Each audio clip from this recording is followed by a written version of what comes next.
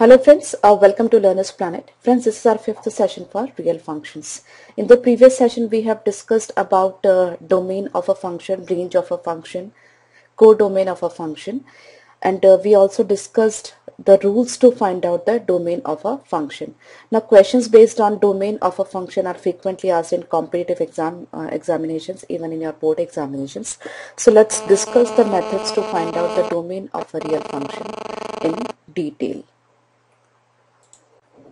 Now let's have a quick recap on rules of finding out the domains that we have already discussed in the previous session. The very important is expression under even root cannot be negative, right? Denominator should not be equal to 0. If we have two functions like fx or gx and domain of fx is d1 and domain of gx is d2, then domain of the composite function fx plus minus gx or fx minus into gx will be intersection of d1 and d2, right? Similarly, domain of fx by gx is also d1 intersection d2, but in that case gx should not be equal to 0. That all the possibilities when gx is getting 0 should be excluded from this final domain, right? So for y is equal to fx, domain of f is equal to x such that fx is a real number. Okay, now let's discuss the methods to find out the domain. Now friends, when we apply all these like the rules which I have discussed just now, what we get certain inequalities. Maybe the inequalities is under square root or maybe in denominator, numerator, right? Various inequalities we will get. So how to find out the solution keeping these inequalities in mind? For that I discuss wavy curve method. It's going to be an important and very easy method to find out the domain of a given function, right? Seems to be complicated, but if you do 2-3 problems based on wavy curve method, it will be really a cakewalk for you, right? Now the basic things that you have to keep in your mind is denominator should not be 0 and the expression in under square root should not be negative. The only two things that you have to keep in your mind, right? Now let's discuss 1 or 2 simple problems using wavy curve method.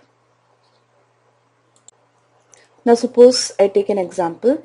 I have a function fx is equal to 1 upon x minus 2. Now I have to find out the domain of this function. That means favorable values of x for which this function can be defined, right? Now what is happening over here? As I've told you, two things you need to keep in your mind. The square root the expression under square root should not be negative and denominator should not be 0. So in this case we don't have square root, but denominator we have an expression, so it should not be 0. That means x minus 2 should not be equal to 0. That means x should not be equal to 2, right? So what will be the domain? X belongs to real number minus 2 should be eliminated. Okay, so that is the domain of this function. Similarly, if we have fx is equal to root of x minus 2. Okay, now in that case what should happen? We don't have any expression in the denominator, but we have an expression under square root. So what will be the condition that will can be applied over here? The expression under square root should be positive or it should be greater than equal to 0. So x minus 2, that means precisely it should not be negative. So x minus 2 should be greater than equal to 0. That means x should be greater than equal to 2, right? That means x belongs to 2 to 0, 2 to infinity, right? This bracket I am putting because 2 is included, right? And infinity is never included, so I am putting this bracket over here. Okay, so you just make the comparison between the two. Now suppose I take one more example. Now in this case denominator should not be equal to 0. That means x plus 2 should not be equal to 0. X minus 1 should not be equal to 0. That means x can be anything from the set of real number excluding two elements minus 2 and 1. That's it, right? So this is the domain of this function, or we can say the favorable values of x for this function to be defined, right? Suppose I have next is fx is equal to root of x square minus 4, or we can say it's x minus 2, x plus 2. Now the expression is under square root, so x minus 2 into x plus 2 should be greater than equal to 0. Now just put up the zeros over here. It's minus 2, it's 2. No need to put 0 over here. Just put up the zeros of this expression, right? Now just go like this. Okay, now since you want the expression to be positive, it will be from minus infinity to minus 2. The entire expression is in the numerator, so 2 cannot, minus 2 and 2, both of them can be included. Then union 2 to infinity, right? So that will be the domain of this function. I'm sure you are getting me. Now suppose I have an expression fx is equal to, in square root I have x minus 1, x minus 2, x minus 3, right? The first thing that you are going to do is to draw a number line. Okay. After that, mark up zeros. Now this expression should be positive. That means greater than equal to 0. X minus 1, x minus 2, x minus 3 must be greater than equal to 0 because the expression is under square root. Now I mark up 1, 2, 3, 1, 2, 3. Right? Now what I'll do, I'll start the curve like this. Okay. Now see the values of x which are on above which are above the number line, that is from 1 to 2, both included. Then 2 to 3 are will not be there because that these values of x are below this number line. After that 3 to infinity. That means all the values between 1 and 2 inclusive of both of them and between 3 to infinity will produce this expression as greater than equal to 0, right? Now exactly why it is happening, right? You must be knowing the logic behind that also. See, if you are having the values more than 3, if you put the values of x more than 3, all the 3 expressions will be positive. If you put 3, the entire expression will be 0, that we can see very well see from here, right? But if you put any values between 2 and 3, right? Between 2 and 3, what will happen over here? Suppose you put up 2.5. Now this will be positive, but this expression will be negative, right? So a single negative will produce the entire expression to be negative. So the value of this entire expression will be negative, right? So the values between 2 and 3 are not favorable if we wish to keep this expression as greater than equal to 0. Similarly, between 1 and 2, what is happening? Suppose I am taking 1.5. So this expression will be positive, but both of them will be negative. So negative into negative will further produce a positive expression, right? That only we want. After that, the values below 1. So it will be negative. Suppose it is maybe 0. So it will be negative, it will be negative, it will be negative. So 3 negative will produce finally a negative, right? So the expression will be negative, right? So that we don't want. Okay, so this is the logic behind this curve, nothing else, right? So let's take 2-3 more examples. Now suppose I have fx is equal to root of x minus 1 upon x minus 2. Now here both the things we have to take care. The expression should be greater than equal to 0 and denominator should not be equal to 0, right? Now what we will do, first of all, we'll draw the curve, this number line. After that we'll mark the zeros over here. This is 0. This is 0 of x minus 1 will be 1 and 0 of x minus 2 will be 2. Now similarly we'll start drawing the curve. Okay. Now since we want this expression to be greater than equal to 0. The values of x which are favorable for this is minus infinity to 1. Now since 1 is in the numerator, we can include that. Union 2 to infinity.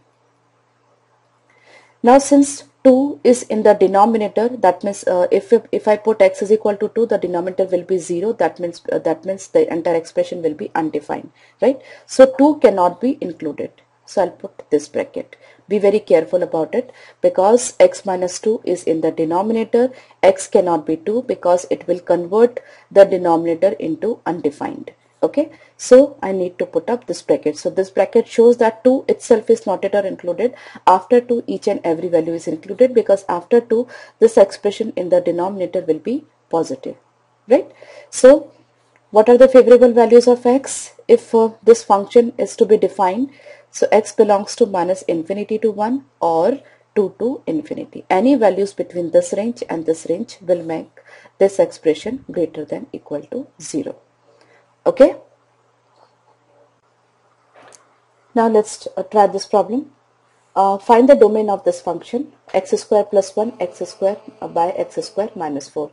Now we don't have square root over here. The only condition that can be applied over here is x square minus 4 should not be equal to 0. That means x minus 2, x plus 2 should not be equal to 0. That means x should not be equal to 2, x should not be equal to minus 2. No need to go for Weyerkomm method over here, because here we don't have any inequality. The only condition that should be applied over here is the denominator should not be equal to 0. So all the values are favorable except minus 2 and 2. Only 2 elements from the entire set of real number are eliminated. Okay, I hope you are clear. Now this question, the largest possible set of real numbers which can be domain of this function. Now we have the expression under square root and we have the expression under like in denominator as well. I take LCM first of all. Fx is equal to, this is x minus 1 upon x, right? Now the expression is under square root, so what will be the condition? X minus 1 upon x should be greater than equal to 0. Now I draw the number line over here. So that's this. This is 0. After that this is 1. Now this 0 is for this and 1 is the 0 of this, right? Just draw the curve. Okay, so the favorable values of x will be minus infinity to 0. Now 0 cannot be included because x is in the denominator. So if x is 0, the function will be undefined. So I put this bracket. Union. Now 1 can be included because 1 is in the numerator. So while we put x as 1, the numerator will be 0, right? So 1 to infinity, right? So your answer is minus infinity to 0, union 1 to infinity. Okay? I hope you are clear. Now find out the domain of this function. Once again, the very first thing that you have to do is draw the number line, right? Now what? X square minus 1 should be greater than 0, right? Because the expression is under square root and since the expression is in the denominator, it cannot be equal to 0. So x square minus 1 should be greater than 0. That means x minus 1, x plus 1 should be greater than 0. So I put up minus 1, I put up 1, draw the curve, and that's done, right? So the favorable values are minus infinity to minus 1, union 1 to infinity. So minus infinity to minus 1, union 1 to infinity. Very simple, okay? And this will not be the correct choice because 1 cannot be included. So this will be the correct choice. Even no, this will be the correct choice, right? Because in both the cases, -1 and 1, both of them should not be included, right? So in this case square bracket is there, in this case square bracket is there, so both of them are wrong. -infinity to -1 and union 1 to infinity, where -1 and 1, both of them are not included. Okay, because if -1 or 1 is there, the denominator will be 0, right? I hope you are clear. Friends, problems based on finding out the domain of a functions are frequently asked in examination. Sometimes directly you are asked about the domain of the function. Sometimes you are asked what are the possible values of x for this function to be defined, or what are the favorable values of x. So in various ways this problem can be asked, right? So in the next session we'll be discussing more problems based on domain of a function, because it is going to be very important topic, right? We'll be taking the inequalities based on logarithm, inequalities based on exponent functions as well. Okay, bye bye.